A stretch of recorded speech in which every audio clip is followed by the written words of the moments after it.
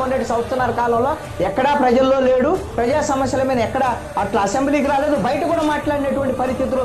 ఆయన జైలు యాత్రలు చేశాడు, వాళ్ళ కార్యకర్తలు చేసేదో కవర్ చేసేటువంటి ప్రయత్నం చేస్తాయి. విశ్లేషకులు మాట్లాడుతూ కూడా జగన్మోహన్ రెడ్డి ఈ రోడ్ షో వల్ల వచ్చే ఉపయోగం ఏం లేదు, ఈ పనికి మాలిన రోడ్ షో అని మాట్లాడుతున్నారు.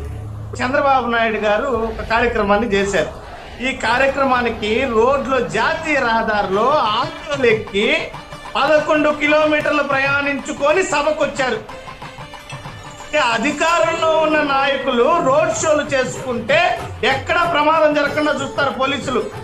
వాళ్ళు ఆటోలో వచ్చి జాతీయ రహదారిలో ఎటువంటి ఇబ్బందులు జరగవు, జన సమీకరణ చేసి సభలు పెడితే ఎటువంటి ఇబ్బందులు జరగవు. జగన్మోహన్ రెడ్డి గారి సభలకి రోడ్ షోలకే ఇబ్బందులు వస్తాయి. ఆయన జైలు యాత్రలు చేశారన్నారు. విద్యుత్ బకాయిలు 15,000 కోట్లు ప్రజల మీద మోపితే ప్రజల కోసం విద్యుత్ భారాన్ని తగ్గించమని పోరాటం చేయించింది జగన్మోహన్ రెడ్డి గారు.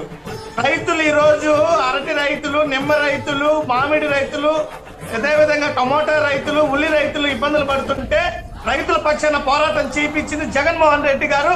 ప్రత్యక్షంగా పొగాకు రైతుల కోసం, మామిడి రైతుల కోసం నేరుగా పోరాటంలో దిగిన వ్యక్తి జగన్మోహన్ రెడ్డి గారు. ఈరోజు విద్యార్థుల ఫీజు రియంబర్స్మెంట్ల విషయం అయితేనేమి, అదేవిధంగా ప్రతి ఒక్క మహిళకి ఇచ్చినటువంటి హామీలు అమలు చేయమనేటువంటి అంశంగానే దాదాపు ఇప్పటికీ 20 ప్రెస్ మీట్లు పెట్టి సుదీర్ఘంగా 1 గంట 1.5 గంటల గణాంకాలతో కూడా వివరించారు. అప్పుల గురించి ప్రస్తావించారు, రాష్ట్ర ఆర్థిక పరిస్థితి గురించి మార్చారు, పెట్టుబడుల గురించి మాట్లాడారు, పరిశ్రమల గురించి మాట్లాడారు, నీటి పారుదల ప్రాజెక్టుల గురించి మాట్లాడారు. ఒక్కదానికి ఇంతవరకు ఒక ప్రెస్ మీట్ కి ఈ అధికార పార్టీ నాయకులు సమాధానం చెప్పలేదు. ఇది కనపడలేదా విశ్లేషకుల గారికి, ఆంజనేయ గారికి? ఇవన్నీ తెలియట్లేదా? వీళ్ళు చెప్తున్నారు